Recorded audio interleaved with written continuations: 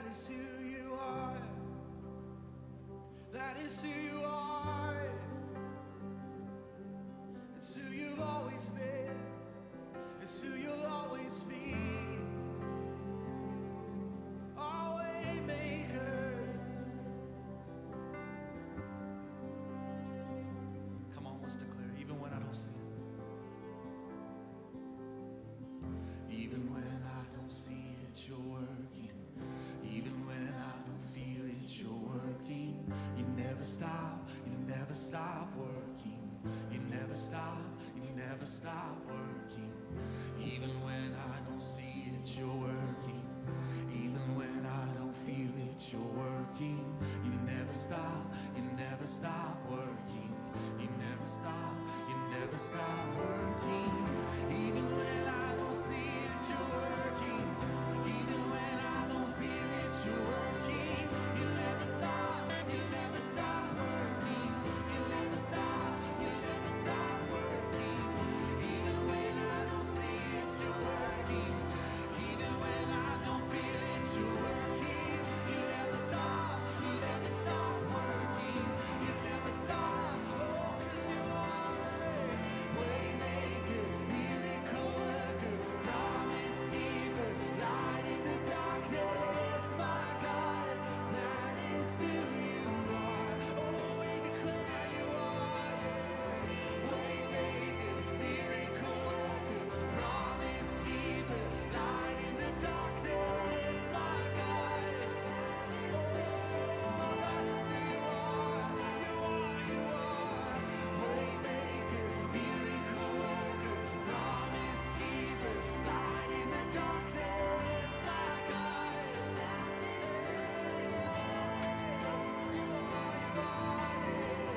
Waymaker, miracle worker, promise keeper, light in the darkness, my God. That is who you are. Oh, that is who you are.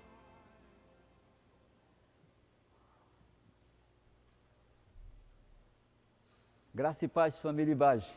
Esse é o nosso Ibage News com as notícias da nossa igreja. Vem com a gente.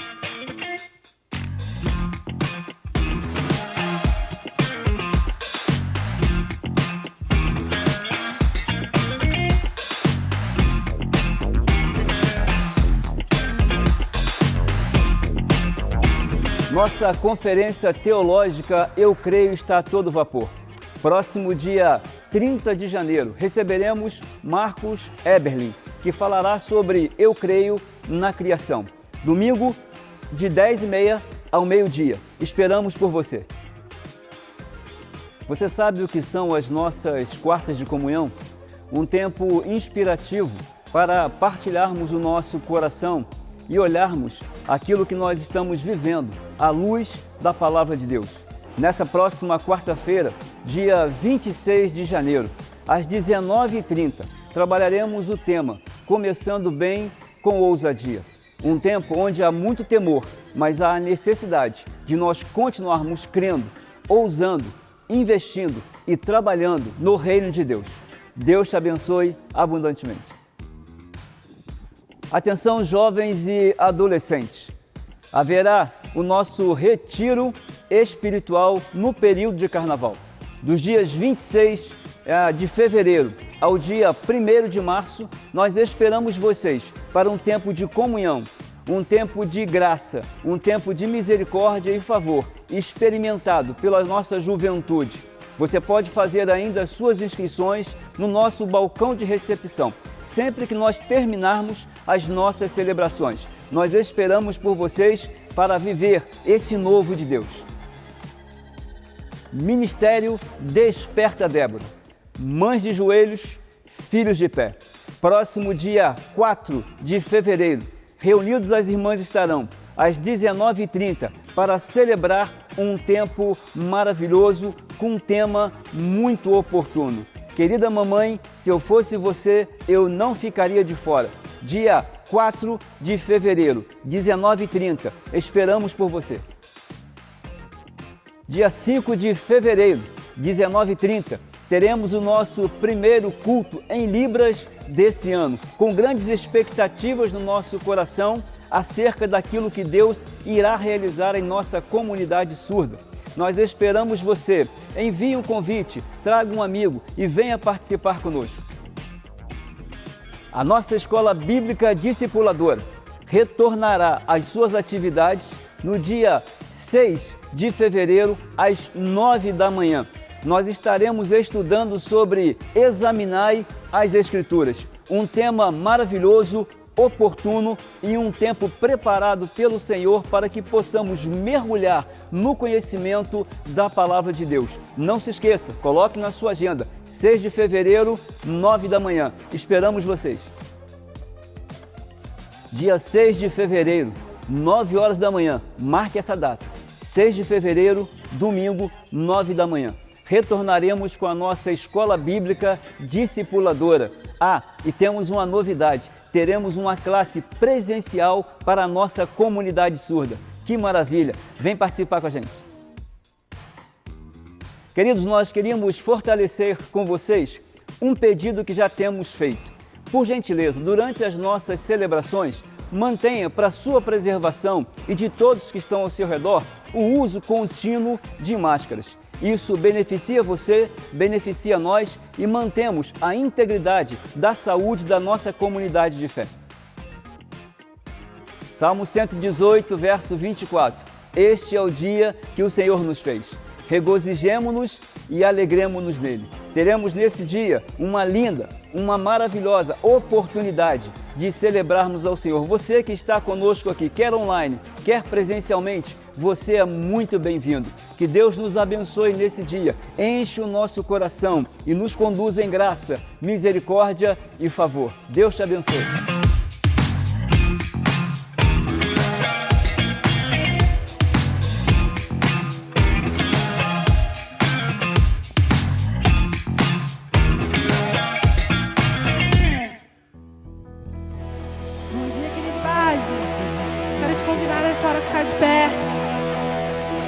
alegria ter você aqui.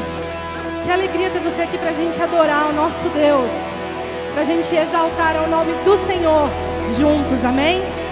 Quero te convidar nesse momento a fechar seus olhos. Vamos fazer uma oração para o Senhor nessa hora. Senhor Deus, nós queremos te agradecer por este dia, Pai. Senhor, como o pastor Ezio falou, hoje é o dia que o Senhor fez. E nós estamos aqui agora para te adorar, para celebrar o teu nome. Obrigada, Senhor, obrigada por essa oportunidade de estarmos aqui, para bendizer o teu nome, para te adorar. Recebe nessa hora o nosso louvor, a nossa adoração, em nome de Jesus. Aleluia, vamos louvar ao Senhor, amém? As palmas!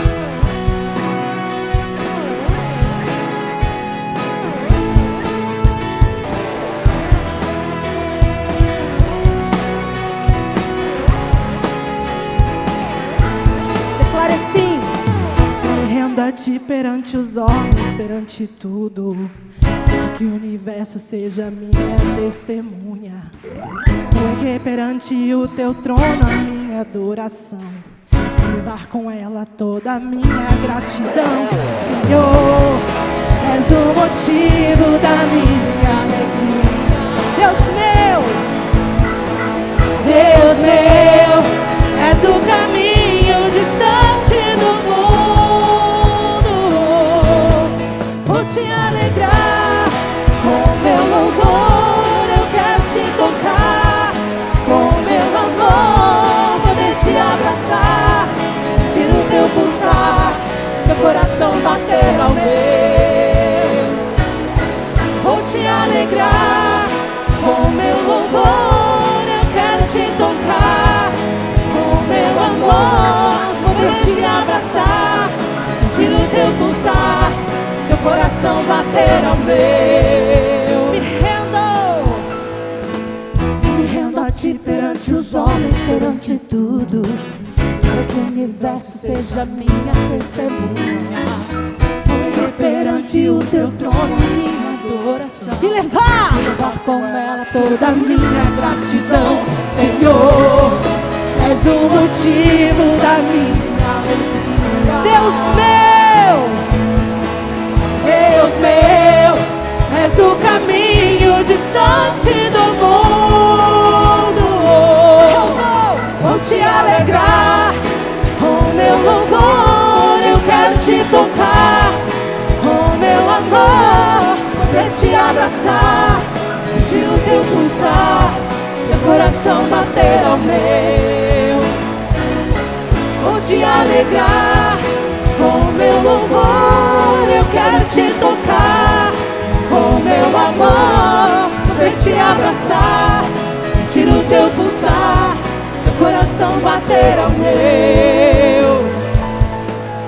Te amo, oh, oh, te adoro, oh, me prostro, oh, pra te adorar, declare, te amo, oh, te adoro, oh, me prostro, oh, pra te adorar, te alegrar, vou te adorar com meu louvor, eu quero te tocar com meu amor, poder te abraçar, sentir teu pulsar, teu coração bater ao meu. Eu vou te alegrar com meu louvor, eu quero te tocar com meu amor, poder te abraçar, sentir o teu pulsar, teu coração bater ao meu.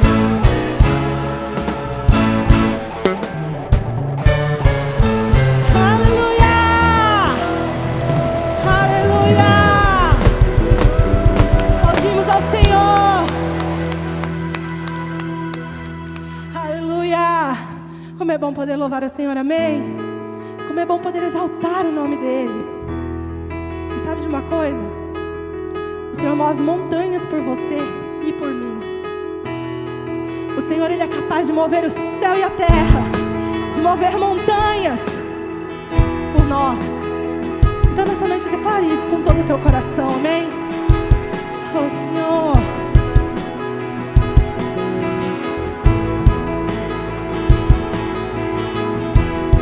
obrigado, Deus.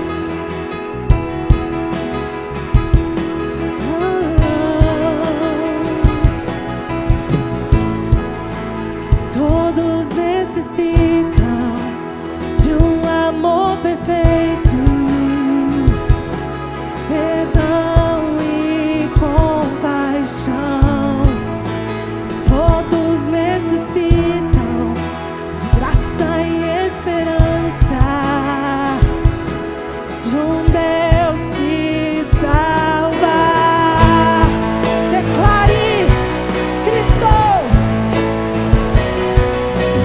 Cristo move as montanhas e tem poder pra salvar, tem poder pra salvar, pra sempre, autor da salvação. Jesus a morte venceu, sobre a morte venceu. Aleluia!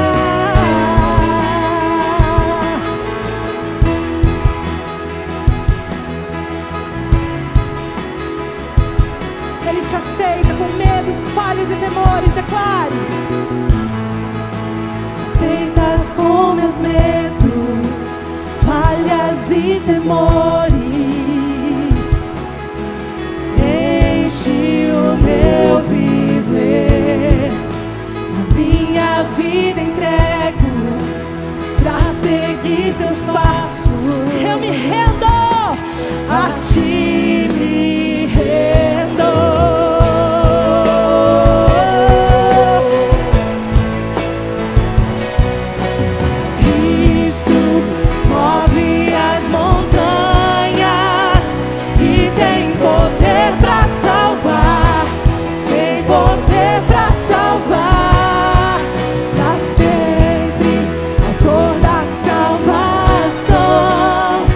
Jesus a morte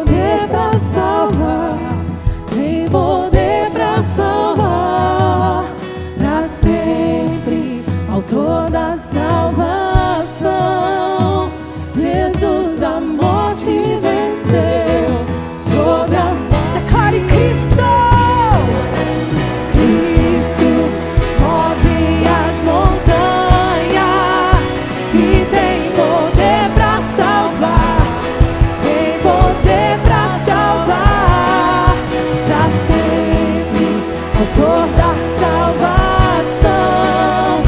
Jesus a morte venceu, sobre a morte venceu.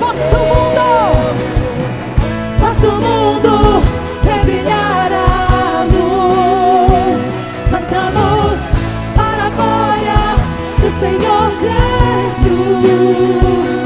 Cristo, nosso mundo vê brilhar a luz, cantamos para a glória do Senhor Jesus. Cristo, nosso mundo vê brilhar a luz, cantamos para a glória do Senhor Jesus.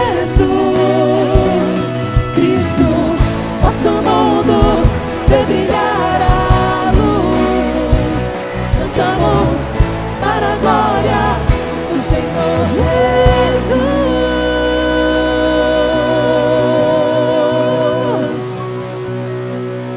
Aleluia, aleluia, Senhor, aleluia. Os irmãos podem assentar. Eu gostaria de saber quem está nos visitando aqui hoje. Pode levantar a sua mão. Aqui, ali atrás, aqui. Sejam todos muito bem-vindos. Nós queremos te convidar no final do culto, no final da celebração. Passa ali na recepção, que nós temos uma lembrança para te dar de boas-vindas, amém? Irmãos, nessa hora nós vamos entregar ao Senhor os nossos dízimos e as nossas ofertas. E levanta a mão aqui, quem tem sido agraciado pelo Senhor? Amém, amém. O Senhor não tem deixado faltar, amém? Ele tem sido fiel e Ele tem cuidado de nós, mesmo em tempos tão incertos. Então, nessa hora, eu queria te convidar a trazer os seus dízimos e ofertas. Nós temos aqui os gasofilaços, nas cadeiras temos os envelopes. Se você vai ofertar para missões e você vai fazer a sua transferência, o seu Pix, a gente pede que você coloque 10 centavos a mais para que a administração da igreja ela possa identificar que você está fazendo essa oferta para missões. Se você for fazer através do seu envelope, é só colocar ali escrito missões. Amém? Vamos adorar ao Senhor e vamos agradecer a Ele pela bondade, misericórdia e fidelidade dEle. Amém?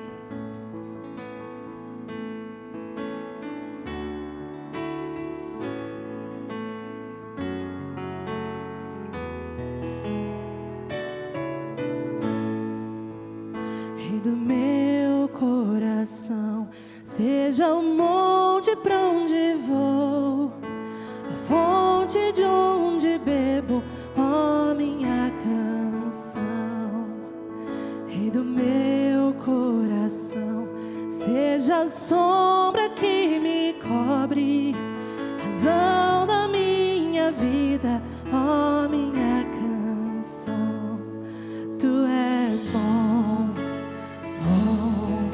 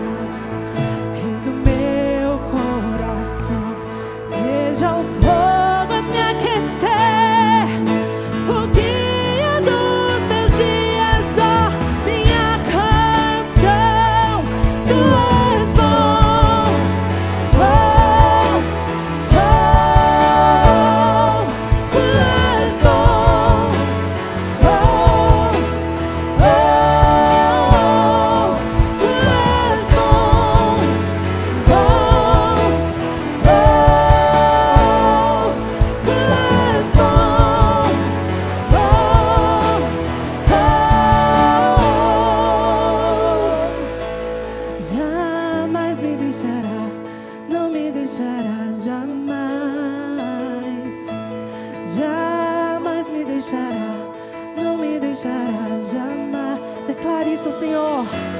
Jamais me deixarás, não me deixarás, jamais. Jamais me deixarás, não me deixarás, jamais.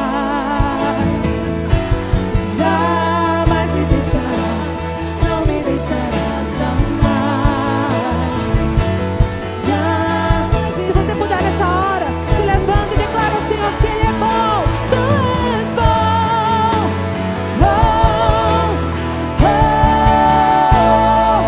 tu és bom. Oh, oh, tu és bom. Oh, oh, tu és bom. Oh, oh, jamais me deixarás, não me deixarás, jamais. Jamais me deixarás. Senhor, quer ouvir isso da tua boca nessa hora? Ele jamais vai te abandonar. Jamais me deixarás, não me deixarás, jamais. Jamais me deixarás, não me deixarás. Tu és bom, Senhor, tu és bom. Oh, oh, tu és bom. Oh, oh, tu és bom. Oh, oh, tu és bom. Oh, oh, tu és bom.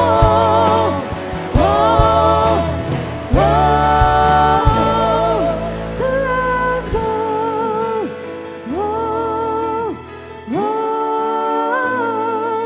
tu és bom.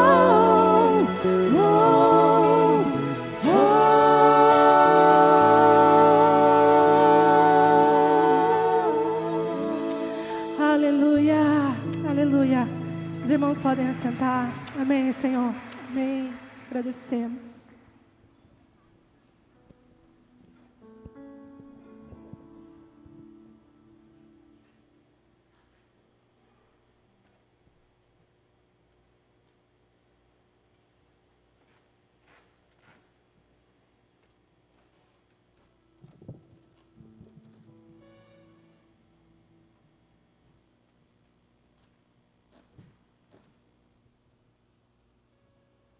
Imaginarmos a vida sustentada pelo acaso é como imaginarmos um ônibus escolar cheio de crianças sem um motorista, totalmente desgovernado. Ele faz forte ao cansado, ele dá paz ao aflito, ele cura o ferido e enfermo, ele protege o injustiçado. Sim, Deus sustenta toda a criação. Quando inclino minhas ações à vontade de Deus, reflito a sua glória. Quando estendo a mão ao aflito, compartilho o recurso que tenho. Quando choro com quem chora, reflito a glória de Deus. Glorificar a Deus é torná-lo percebido em tudo que eu faça. Cada um de nós, não importando a sua origem étnica, traz em si mesmo um pouco de Deus, por termos sido criados à sua imagem e semelhança. Amamos e adoramos a Deus com todo o nosso corpo, alma e espírito, plenamente conscientes de que tudo o que precisamos está nele, vem dele e é para ele. Graça e paz, família e base. É inconcebível. Graça e paz, família e base. Amém? Nós terminamos a última canção e eu queria te fazer um pedido. Nós cantamos que Deus é bom. Quem crer nisso diz amém. Se Deus é bom, dá a melhor salva de palmas para Ele que você puder nessa manhã. Aleluia. Deus é bom. Deus é bom. E a sua misericórdia, ela dura para sempre. Amém. E nós louvamos a Deus. Queremos agradecer pela sua vida, por você poder estar conosco nessa manhã.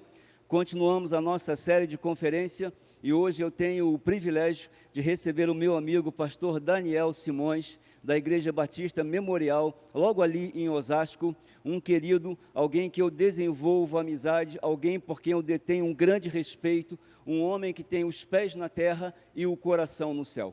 Alguém que através da vida dele eu consigo enxergar o caráter de Cristo.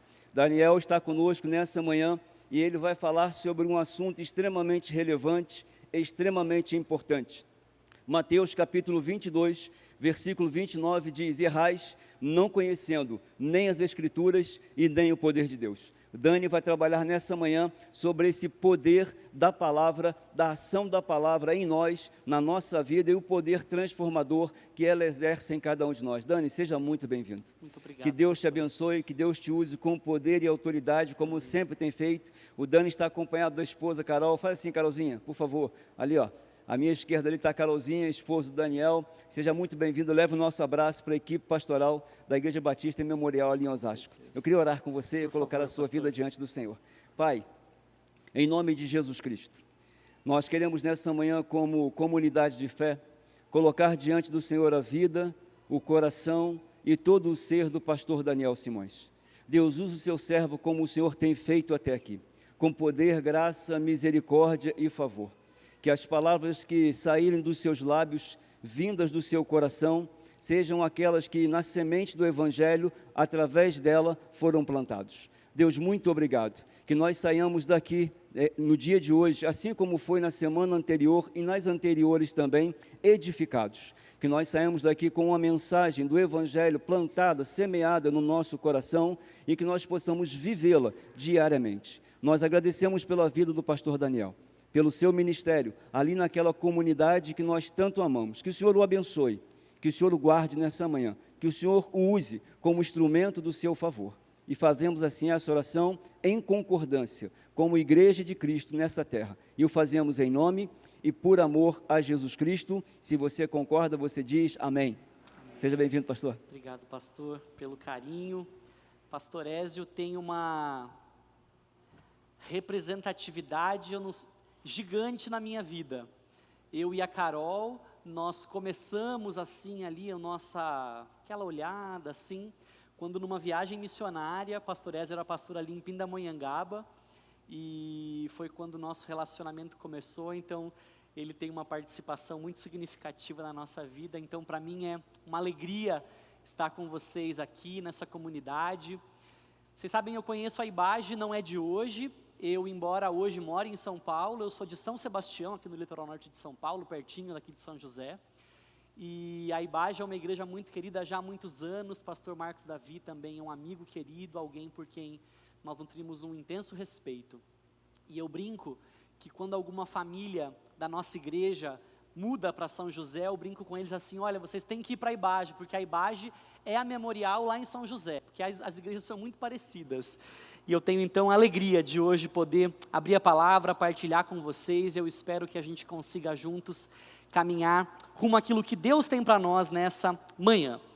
Antes de começar o nosso texto propriamente dito, eu quero contar uma história para vocês. Eu sou o irmão mais novo de 3.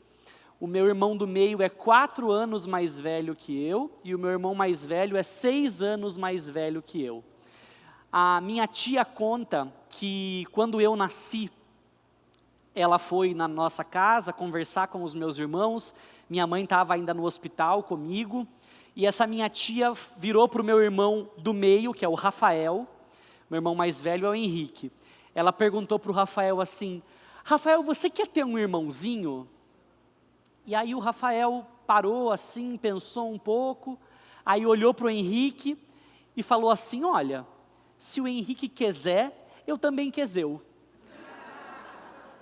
Enquanto eu estava preparando esse conteúdo, eu me lembrei dessa história, porque parece que na vida nós buscamos referências, pessoas em quem nós confiamos, e nós acabamos que tomando emprestadas as opiniões ou as percepções dessas pessoas a quem nós amamos ou respeitamos, de forma que quando nós não temos uma opinião concreta sobre um assunto, nós buscamos a opinião daquela pessoa a quem nós amamos ou respeitamos, emprestando então os seus conceitos, suas ideias, para dessa forma construir a nossa própria opinião.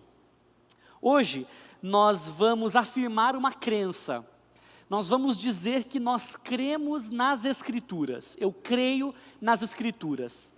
Mas por que nós cremos nas Escrituras? E eu me propus então ao desafio de pensar que um dos motivos porque eu creio nas Escrituras, é porque o meu mestre, Cristo Jesus, cria nas Escrituras. É porque Jesus olhava para as Escrituras como fonte de autoridade para a sua vida. Jesus olhava para aquilo que já estava revelado como poderoso para guiar a sua existência. E eu resolvi escolher especificamente a percepção de Jesus sobre as Escrituras por duas razões. Primeira, porque Ele é o nosso mestre, e aquilo que cremos deveríamos crer com base naquilo que Ele também crê, mas também porque nós vivemos, nos dias de hoje, um ataque à confiabilidade ou à veracidade das Escrituras. Alguns dizem que somente é válido para nós o Novo Testamento e que nós deveríamos ficar então somente com os livros de Mateus a Apocalipse. E eu gostaria então de olhar para a percepção que Jesus tinha acerca do Antigo Testamento e assim reconhecer ou defender uma veracidade integral das Escrituras. Não existe absolutamente nada nas Escrituras que não seja verdadeiro, e eu espero que nós caminhemos nessa direção nessa manhã. Para isso, eu vou fazer duas perguntas para alguns textos bíblicos. E eu espero então encontrar resposta para essas mesmas duas perguntas, para esses textos diferentes. Para facilitar a nossa vida aqui, para você que usa a Bíblia de papel ainda, a gente vai ficar só no Evangelho de Mateus. E a gente vai fazer duas perguntas para alguns dos textos. A primeira pergunta: qual a importância deste texto? Eu vou dizer quais são os textos. Qual a importância deste texto para destacar a importância ou o valor das Escrituras? E a segunda pergunta: o que os textos abaixo dizem sobre as Escrituras? Alguns deles, para alguns dos textos, a resposta vai ficar muito evidente, muito fácil de identificar, mas para outros a gente vai precisar de um pouquinho mais de esforço. Que bom que a gente está aqui juntos para fazer isso. Nosso primeiro texto, então, Mateus capítulo 4. Por conta do tempo, nós não vamos ler o trecho inteiro, eu separei só alguns versículos. Mateus capítulo 4, versículos 4, 7 e 10. Mateus 4, versículo 4 diz assim: Jesus, porém, respondeu: as Escrituras dizem, uma pessoa não vive só de pão, mas de toda palavra que vem da boca de Deus. Versículo 7. Jesus respondeu: as Escrituras também dizem, não ponha à prova o Senhor, o seu Deus. Finalmente, versículo 10. Saia daqui, Satanás, disse Jesus, pois as Escrituras dizem, adore o Senhor, seu Deus, e sirva somente a Ele.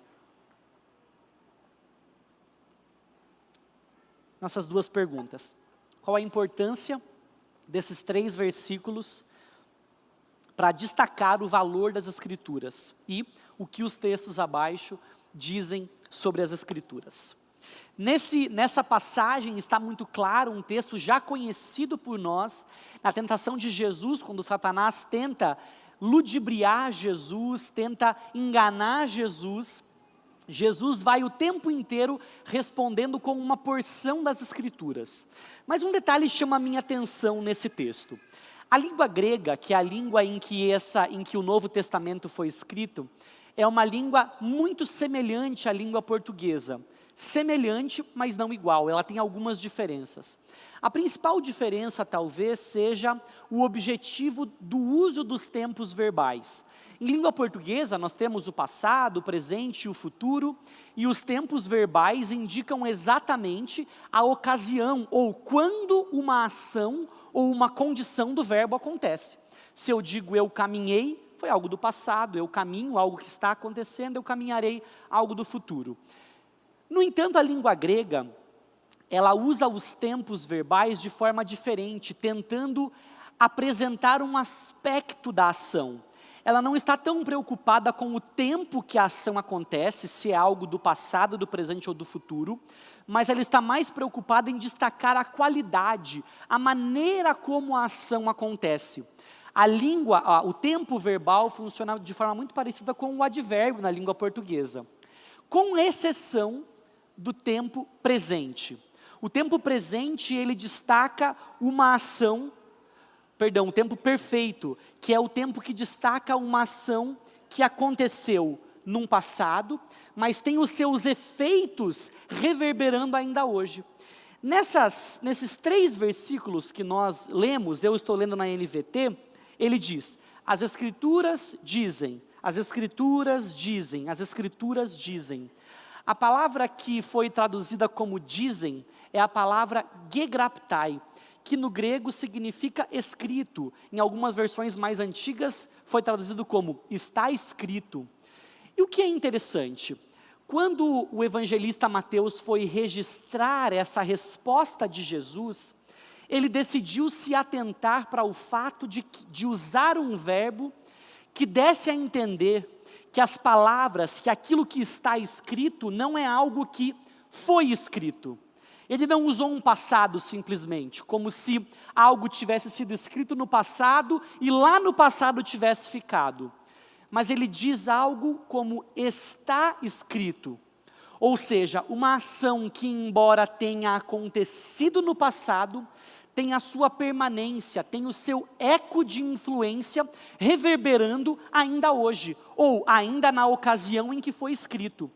Mas esse tempo verbal utilizado é um tempo verbal que não se restringe àquela ocasião, mas a uma ação que ainda neste momento é efetiva.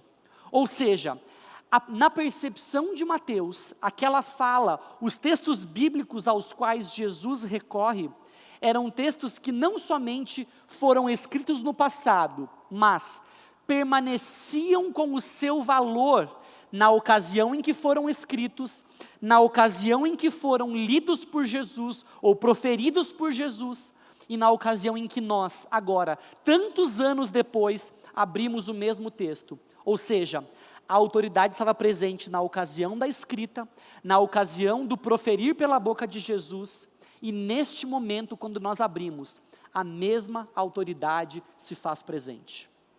Essa percepção nos mostra que Jesus tem um olhar sobre as Escrituras capaz de destacar a autoridade das Escrituras, mostrando aquilo que ela representa. Mas perceba que Jesus faz isso nessas 3 respostas, olhando para 3 áreas distintas. Na primeira resposta de Jesus, ele lida com uma necessidade do ser humano, que é a necessidade espiritual. Satanás se apresenta para Jesus com uma tentação de nível espiritual, oferecendo para Jesus glória, oferecendo para Jesus reconhecimento. E a reação de Jesus é usar a palavra para combater uma tentação de origem espiritual.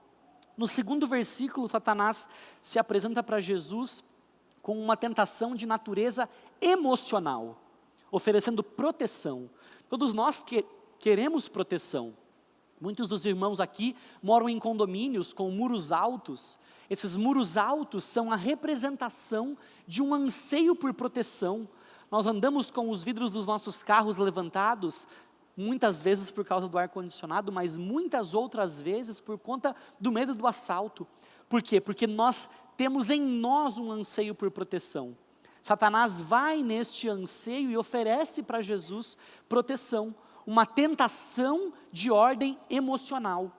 E Jesus responde a essa tentação com a palavra de Deus. E a última tentação que Satanás apresenta para Jesus é uma tentação de ordem física. E também para uma tentação de ordem física, Jesus responde com a palavra de Deus.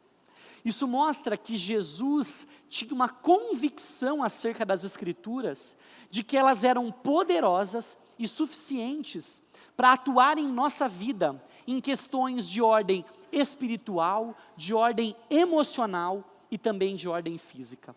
Pense comigo, quando Deus cria todas as coisas, é dito que Ele fala e essas coisas vêm à existência. Ele diz, haja luz, e o que acontece? A luz. Ele ordena que a terra se separe das águas, e isso acontece. Esse mesmo poder criador, por meio das palavras, está disponível quando eu e você abrimos esse trecho, abrimos esse texto, abrimos esse livro. Esse poder está disponível para nós, quando somos tentados, tentações de nível espiritual, de nível físico e de nível emocional.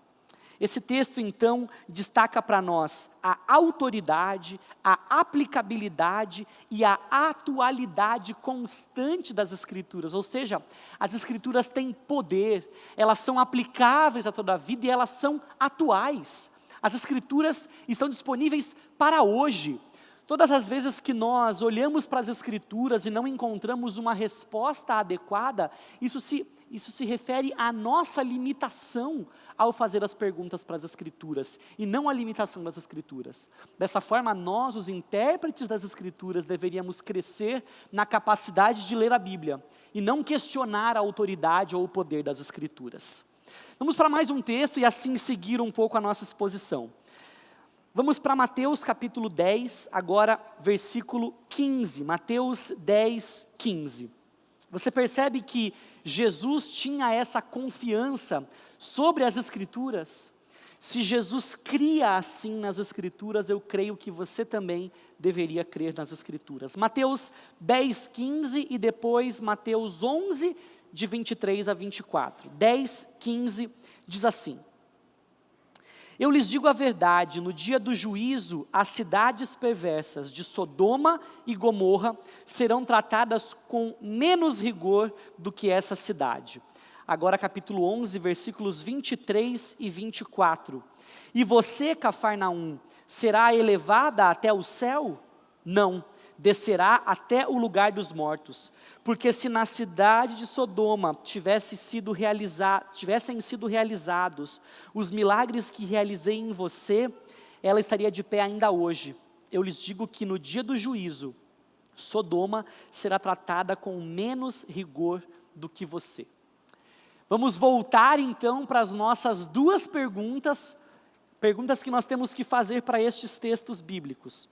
As perguntas são: qual a importância deste texto, para destacar a importância ou o valor das Escrituras, e o que os textos abaixo dizem sobre as Escrituras?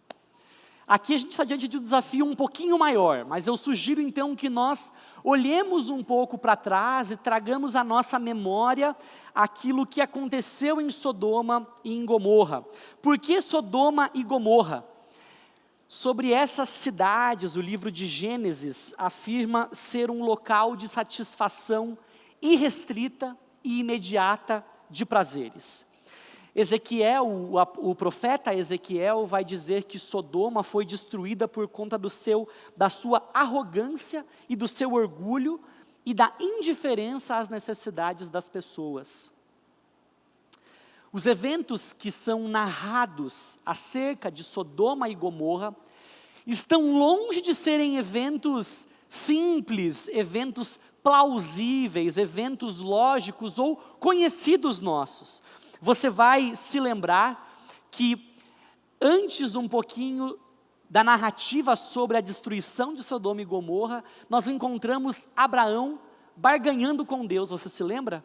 De Abraão naquela aparente lenga-lenga, aquela conversa furada com Deus, como se: Senhor, se a gente encontrar 50 justos, o Senhor vai destruir a cidade? E a gente vê algo muito mais estranho ainda, que parece que Deus entra naquela conversa estranha, e aí Deus fala: não, se você encontrar 50 justos, eu vou poupar a cidade. E aí Abraão, meio que abusado, assim, chega para Deus e fala: Senhor, mas e se a gente encontrar, 25 justos, o Senhor vai destruir a cidade e não vai poupar os 25? Não, então vamos lá. E Abraão vai nessa conversa tentando Deus e estabelecendo um diálogo, como que colocando Deus à prova, no sentido de verificar a misericórdia e a bondade de Deus. Logo em seguida, o texto narra a destruição da cidade, bolas de fogo caindo do céu e destruindo toda a cidade. Eu não sei você, mas eu não me lembro, nos meus 32 anos de vida, de ver bolas de fogo caindo do céu e destruindo a cidade. Mas o texto bíblico diz que isso acontece. Nós vemos ainda mais um episódio bizarro, que é a mulher de Ló, olhando para trás e sendo transformada em uma estátua de sal. Nós estamos diante de uma dificuldade, porque o nosso mestre olha para Sodoma e para Gomorra, e usa os eventos, ou usa o entorno, a narrativa sobre essa cidade, para falar sobre o juízo. Ou seja, Jesus está defendendo uma doutrina bíblica, a doutrina dos últimos dias, com base numa história de eventos altamente questionáveis. Mas nós não vemos Jesus tentando amenizar a história narrada em Gênesis, nós não vemos Jesus tentando dizer que aquilo era só uma alegoria, não era exatamente aquilo, pelo contrário. Jesus parte da premissa da realidade da destruição de Sodoma e Gomorra, para afirmar que haverá um dia em que tudo será destruído também. Mas vai dizer que se os mesmos milagres realizados em Cafarnaum tivessem sido realizados em Sodoma e Gomorra, os cidadãos do segundo grupo de cidades teriam se arrependido. Ou seja, Jesus cria na historicidade dos fatos narrados em Gênesis sobre Sodoma e Gomorra. Jesus não apela, não negocia, mesmo diante de uma história aparentemente controversa. Ou seja, Jesus cria naquilo que havia sido escrito em Gênesis. A minha pergunta para você então é: Jesus Cristo cria, o nosso mestre acreditava na veracidade das Escrituras. E você? Você acredita na veracidade de toda a Escritura? De absolutamente tudo o que está narrado ali? Esse texto destaca para nós, então, a historicidade e a veracidade das Escrituras, mesmo de eventos bizarros, de eventos que nós olhamos e pensamos assim, não é possível que isso tenha acontecido. Mas Jesus está olhando, inclusive para estes textos, e afirmando realidades com base nessas verdades. No entanto, se esses textos não forem verdadeiros, e Jesus estiver afirmando uma verdade com base em uma mentira, mereceria Jesus confiança? Ou seja, negar uma pequena porção das Escrituras, significa negar a revelação por completo. Se você escolhe aquilo em que você vai crer das Escrituras, é em você que você acredita e não nas Escrituras. E você não pode selecionar, então, partes que ao seu próprio bem soam verdadeiras e outras partes que não, e dizer, nisso eu creio, nisso eu não creio. A Bíblia é um pacote. Ou você acredita em tudo, em absolutamente tudo o que está escrito, ou você não crê em nada do que está escrito. A negação de uma vírgula das Escrituras significa negar toda a Escritura. Jesus cria nas Escrituras, na veracidade mesmo de eventos bizarros. E você? Você acredita nisso? Vamos prosseguir, nós temos ainda mais alguns textos. Mateus capítulo 12, versículos de 39 a 41. Mateus 12, de 39 a 41.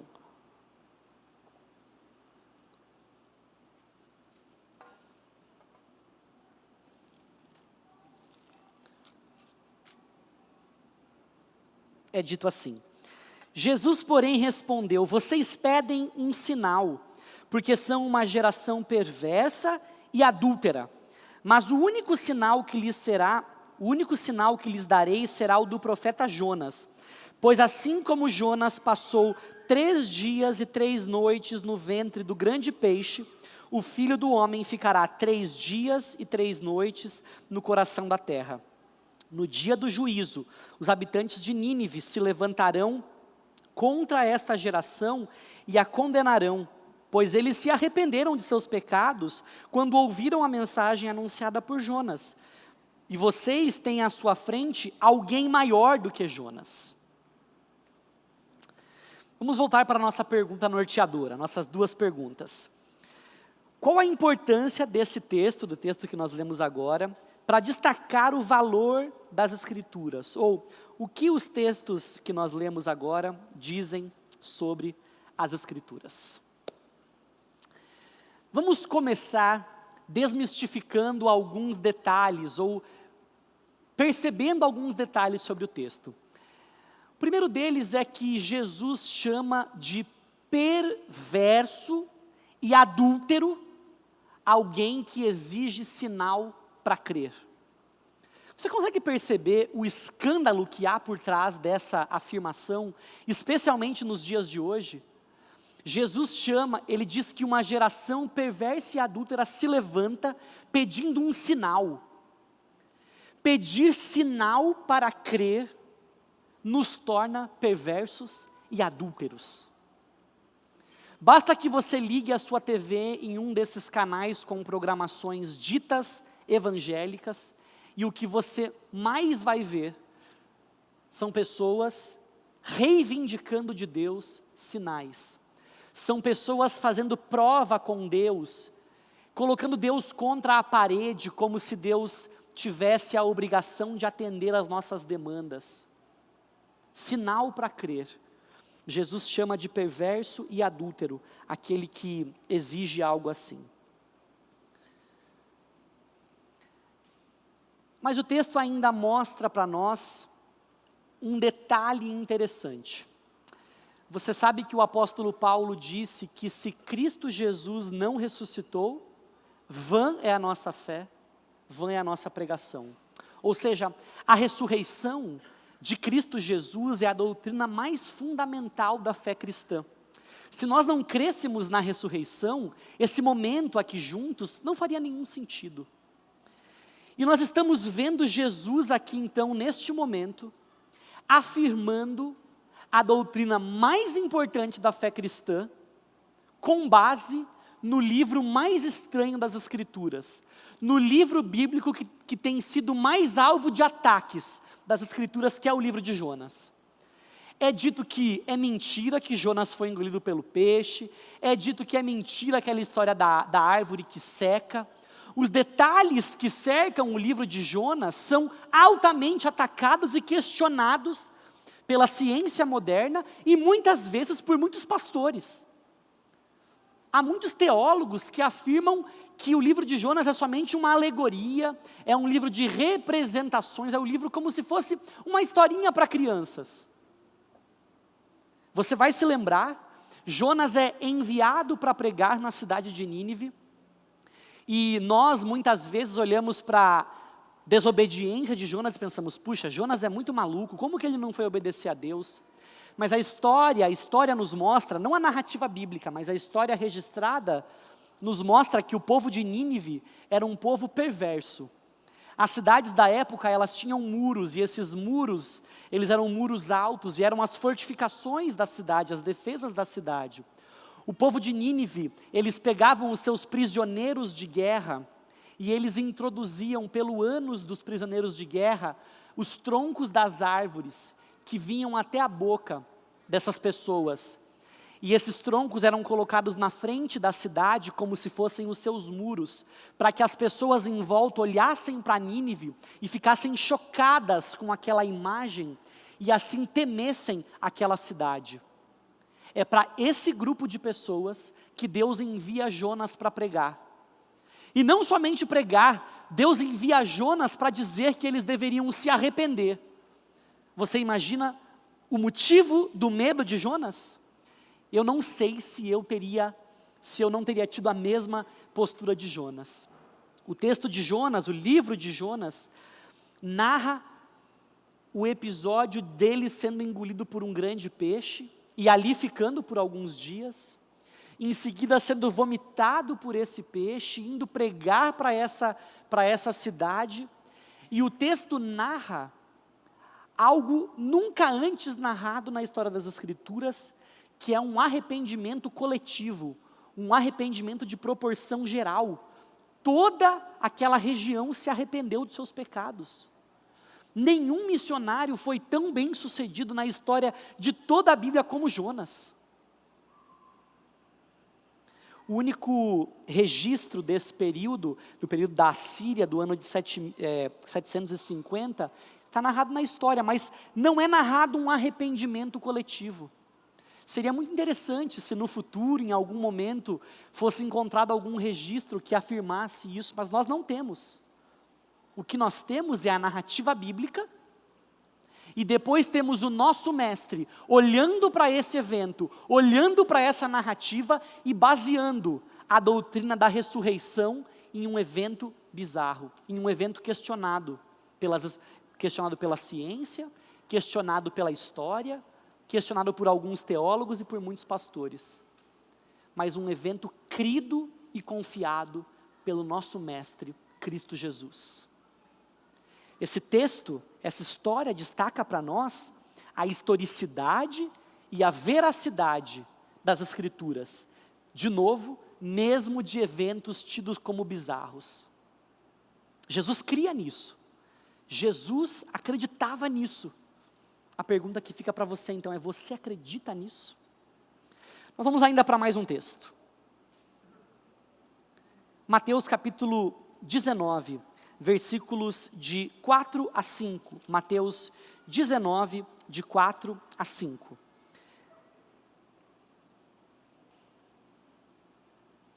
Jesus está numa discussão acerca do divórcio, e ele está se tentando colocar Jesus numa encruzilhada. Estão tentando contra Jesus, porque havia na época 2 grandes mestres em Israel, e cada um deles tinha posições diferentes sobre o divórcio. Hilel e Shammai eram os dois mestres da época. Um deles tinha uma posição um pouco mais conservadora, dizendo que o divórcio não era permitido, enquanto que o outro tinha uma posição um pouco mais liberal, que autorizava o divórcio. E os homens então vão para Jesus tentando criar um conflito, porque se Jesus se identificasse com um lado, ele criaria inimizade com o outro lado. Ao se identificar com o outro, criaria com o primeiro lado. A resposta de Jesus é: vocês não leram as Escrituras? Respondeu Jesus. Elas registram que, desde o princípio, o Criador os fez homem e mulher, e disse: por isso o homem deixa pai e mãe, e se une à sua mulher, e os dois se tornam um só. A resposta de Jesus, ela é muito impopular. Impopular porque Jesus destaca, ele recorre a um caráter normativo. Mas nós precisamos olhar para esse texto e fazer as 2 perguntas que nós estamos fazendo para todos os nossos textos. Qual a importância deste texto para destacar o valor das Escrituras? E o que o texto abaixo diz sobre as Escrituras? Nós precisamos perceber uma coisa. Vamos olhar de novo para o versículo 4. Vocês leram as Escrituras? Respondeu Jesus. Elas registram que desde o princípio o Criador os fez homem e mulher, e disse. Preciso fazer uma pergunta para você e eu espero a sua resposta, tá bom?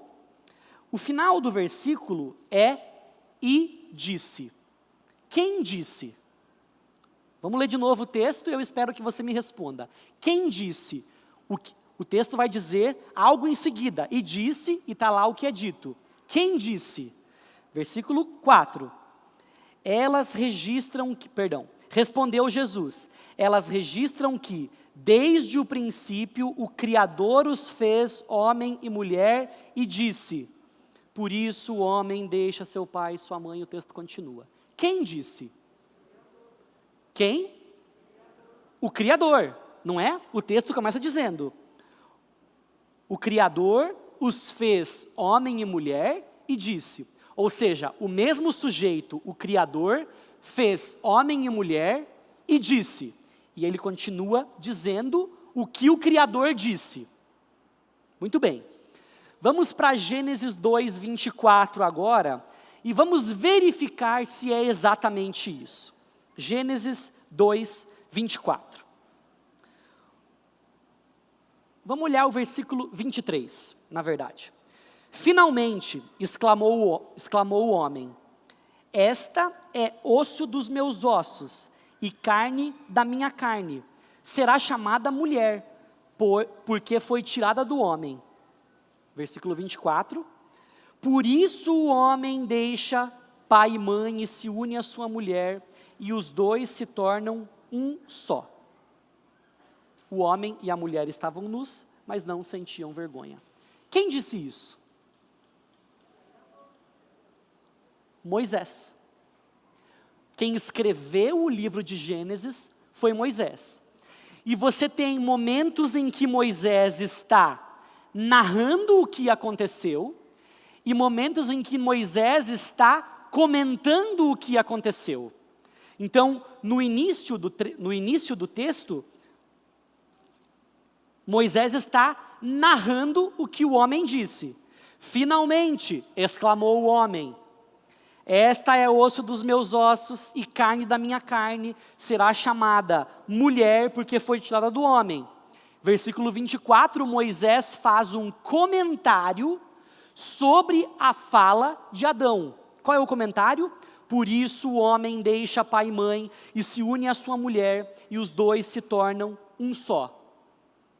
Aí, voltamos então para Mateus, capítulo 19, versículo 4, o texto diz, o Criador os fez homem e mulher e disse, por isso o homem deixa, e ele cita o texto bíblico que nós lemos em Gênesis. Ué, será que Jesus errou? Porque quem disse foi Moisés, não foi Deus.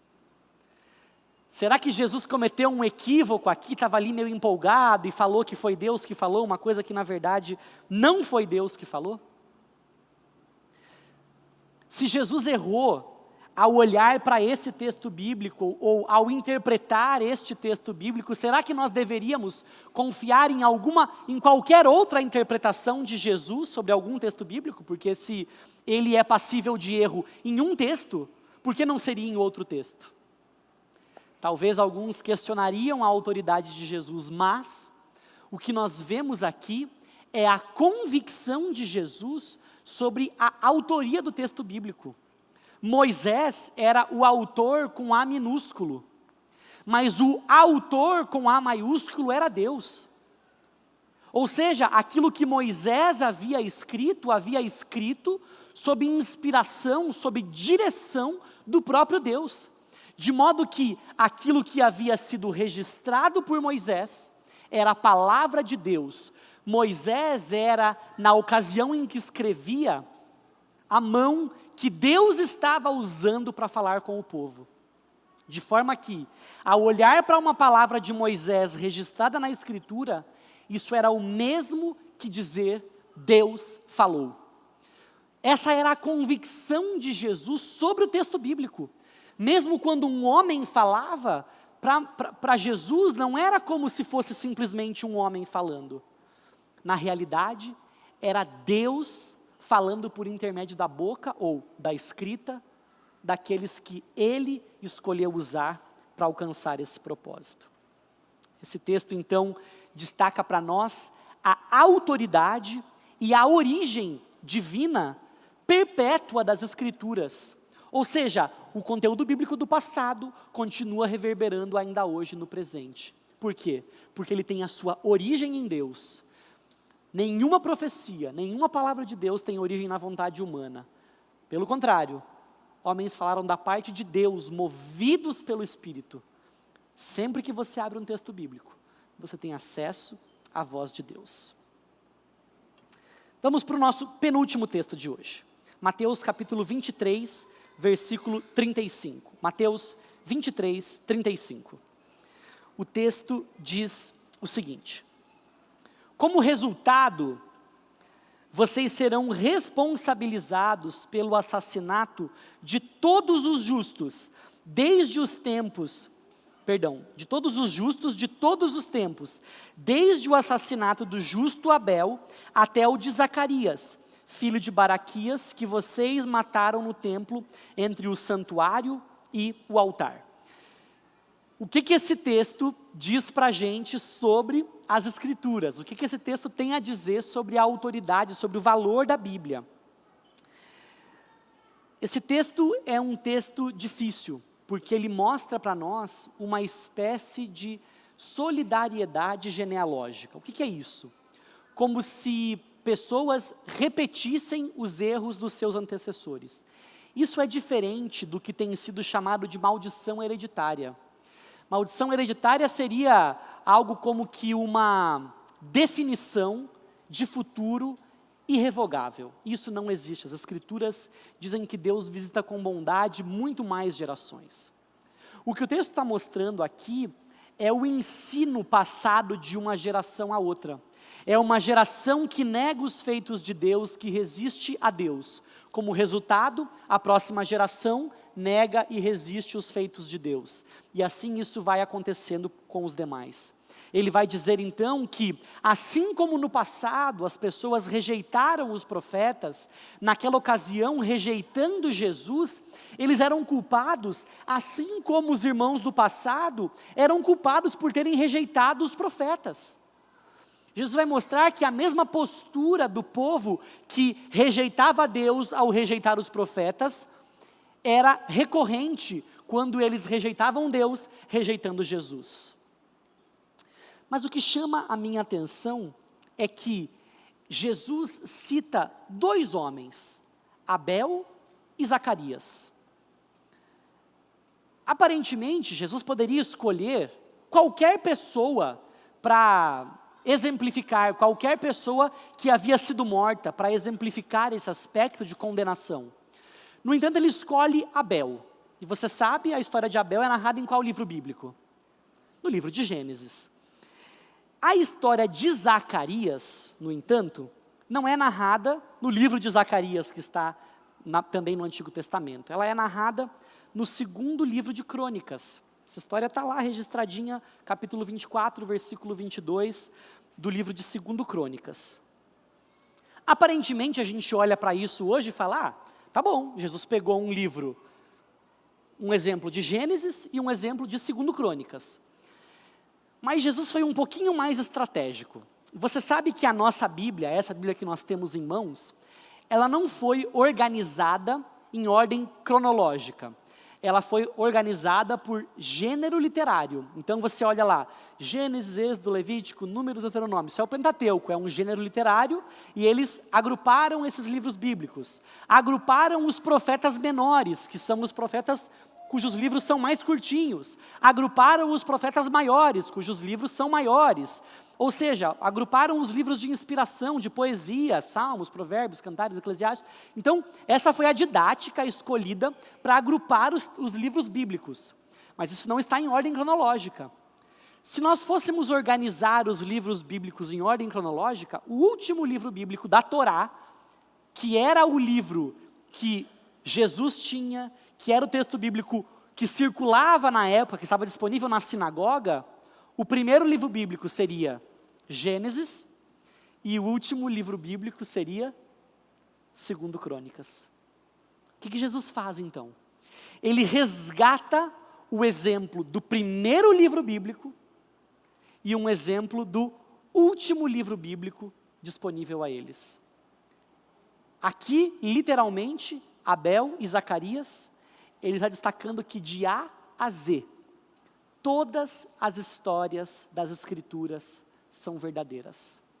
Jesus está então destacando a credibilidade integral das Escrituras. Esse é o grande destaque desse texto. A credibilidade integral das Escrituras. Não existe nada que foi registrado nas Escrituras que não seja digno de crença, de confiança. Absolutamente tudo. Vamos para o nosso último texto bíblico. Mateus capítulo 24, versículos de 37 a 39. Mateus 24, de 37 a 39. Quando o Filho do Homem voltar, será como no tempo de Noé. Nos dias antes do dilúvio, o povo seguia sua rotina de banquetes, festas e casamentos, até o dia em que Noé entrou na arca. Não perceberam o que estava para acontecer até que veio o dilúvio e levou todos. Assim será na vinda do Filho do Homem. Essas 2 perguntas. O que esse texto diz sobre as Escrituras? Mais uma vez, nós estamos diante de um evento, diante de um texto que lida com uma história controvertida. Lida com a história de um dilúvio. Vocês vão receber aqui no próximo domingo o professor Marcos Eberlin. Ele esteve conosco na nossa igreja no domingo passado também, ou retrasado, não me lembro ao certo mais. E ele, com evidentemente muito mais propriedade do que eu, fez uma abordagem sobre a veracidade científica da narrativa de Gênesis sobre o texto, sobre essa narrativa da Arca de Noé. Muito antes de ter ouvido o professor Marcos abordar esse texto com brilhantismo, eu já tinha lido o nosso mestre, Cristo Jesus, olhar para o texto de Gênesis, que fala sobre a narrativa do dilúvio, e afirmar crença, afirmar veracidade, depositar confiança naquilo que foi narrado nas Escrituras. Novamente, Jesus está olhando para o futuro, para um juízo de proporções globais, e dizendo, assim como foi na época do dilúvio, também o juízo será de proporções globais. E um detalhe chama a minha atenção. Algumas pessoas, alguns cientistas, inclusive, tentam dizer que o dilúvio foi uma experiência local, só naquela região, mas que não alcançou o mundo inteiro. No entanto, o que Jesus está dizendo aqui é que, assim como o dilúvio alcançou o mundo inteiro, também o juízo vai alcançar o mundo inteiro. O que significa, meus irmãos, reconhecer isso? Que se nós negarmos um dilúvio de proporções globais, nós também estamos negando um juízo vindouro de proporções globais. Percebe como existe sempre um risco em negociar algum trecho das Escrituras? Aparentemente a gente pode dizer assim, não, o dilúvio é verdade, mas aconteceu só naquela regiãozinha ali, mas não pegou o mundo inteiro. Isso não mina a nossa fé, isso não tira o crédito das Escrituras.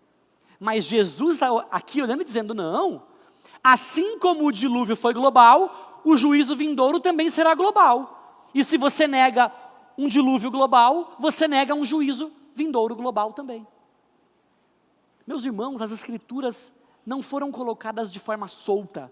As palavras ali colocadas não foram colocadas de forma solta. Absolutamente tudo o que está narrado nas Escrituras tem um objetivo, tem um propósito. E o propósito é nos conduzir ao conhecimento de Deus, é nos conduzir à confiança no nosso Deus.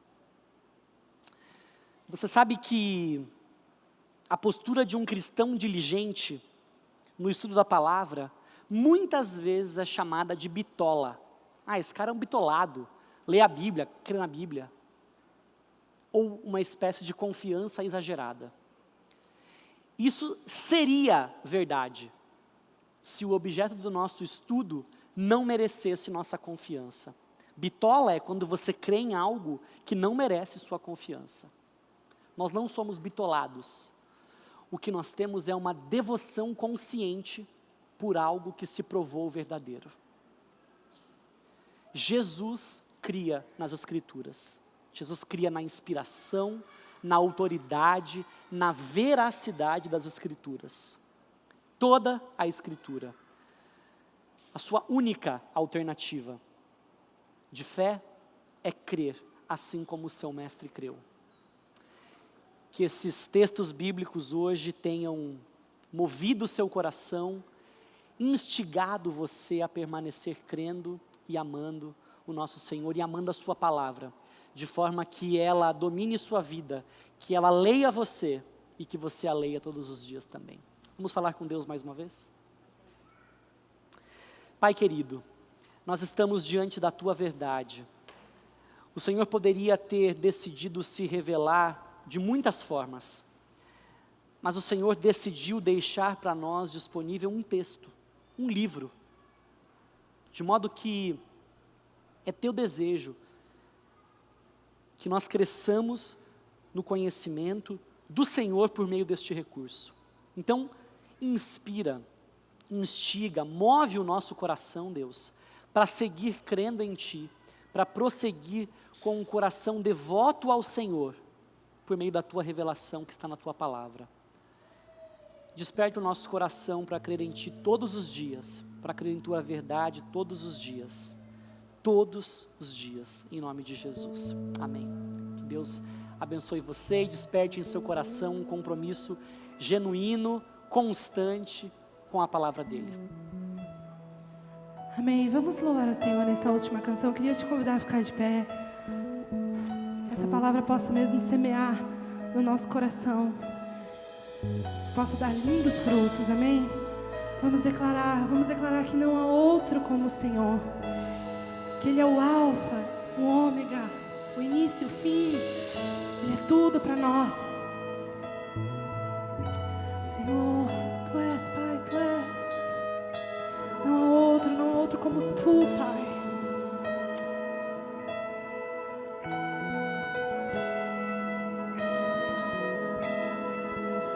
Não há outro como Tu, soberano e fiel. Não há outro como Tu. Reina sobre a terra e céus. Ele és o Alfa e Ômega, início e fim. És o ar que eu respiro, tudo pra mim. Tu és Jesus, Tu és Jesus.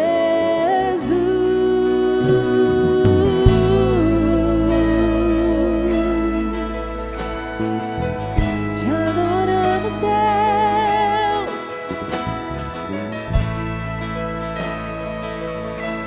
por tudo que és. Não há outro como Tu, soberano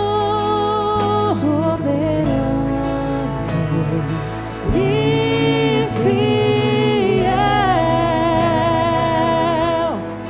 Não há outro como Tu. Ele reina sobre a terra e céu. És o Alfa e Ômega, início e fim. És o ar que eu respiro, tudo pra mim. Tu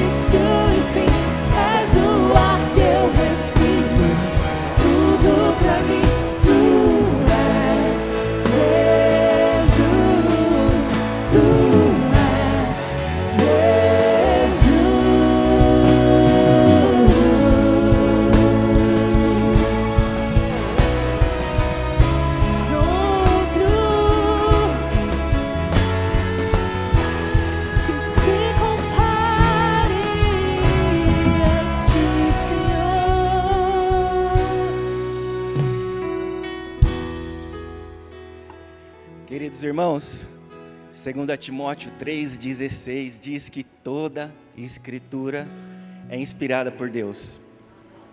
O mesmo sopro que contemplou homens santos de Deus é o mesmo Espírito que soprou em todos os atos criativos. Isso significa, irmãos, que Deus não só preservou as escolhas gramaticais, não só as palavras, mas Ele preservou as Escrituras até hoje chegarem em nós. E Ele revelou quem Ele é através da sua palavra. Irmãos, há pessoas ainda nesse dia, nesse tempo, em diversos lugares do mundo, que daria qualquer coisa por um pedaço de folha do texto bíblico. Irmãos, em nome de Jesus, a gente não pode negligenciar essa palavra que é viva e que tem transformado a sua vida, a minha e de tantas pessoas. Se reencontre com as histórias, abrace as histórias, saboreie as palavras, faça como o salmista, medite de noite e dia, mas não permita passar um dia da sua vida sem ler esta santa palavra. Louvado seja o Senhor pela revelação que Ele fez de si mesmo. Pastor Daniel, muito obrigado. Que Deus continue abençoando muito a sua vida. Santo Deus, em nome de Jesus, obrigado por tudo que ouvimos nesta manhã. Que a gente saia daqui mais apaixonado pela Tua palavra, Senhor.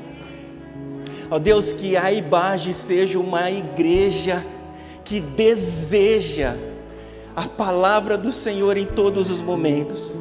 Obrigado porque ela é viva, ela tem transformado nossa vida. Obrigado, Senhor, porque esta semana teremos um encontro novamente com as Sagradas Escrituras. Ó Deus, nos leve em paz e em segurança. Que o Teu Espírito Santo nos conceda uma semana abençoada. Leve o pastor Daniel e sua esposa em paz e segurança para o seu lar. Que eles possam desfrutar de uma semana abençoada pelo Senhor também. Que o poder e o amor do Senhor, que a graça e a paz maravilhosa do Senhor Jesus, que as doces e preciosas consolações do Teu Espírito seja com todos nós, aqui em toda a face da terra. Louvado seja o Senhor, o Alfa e o Ômega. É no nome de Jesus que nós oramos. Amém. Que Deus abençoe, uma ótima semana.